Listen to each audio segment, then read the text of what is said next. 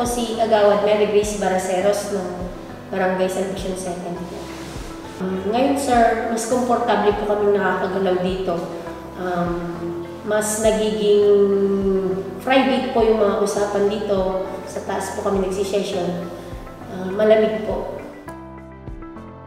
Nakakapag-meeting na po kami ng maayos.